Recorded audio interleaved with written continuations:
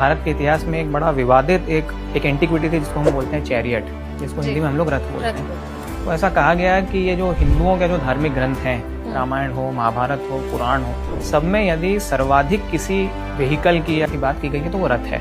और दुर्भाग्य से 1920 से जो सीरीज चली है भारत में एक्सकेवेशन की और वर्तमान समय तक जितने भी एक्सकेवेशन हुए उनमें कहीं भी हमको रथ प्राप्त नहीं हुआ।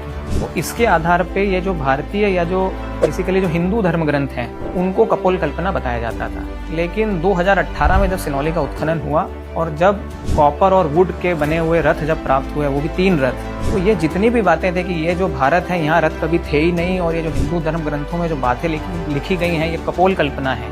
ये 2018 के रथों की जो डिस्कवरी है इनने पूरी तरीके से इन बातों को धराशायी कर दिया। लेकिन 18 में जब एक्सकेवेशन हुआ तो बरियल्स तो मिले ही मिले, साथ में चैरियट्स मिले, साथ में ब्रिक्स के स्ट्रक्चर मिले। और आश्चर्य की बात यह है कि जहाँ से रथ मिला और जो अन्य बरियल हैं उनमें स्त्रियों के बरियल भी थे। अच्छा।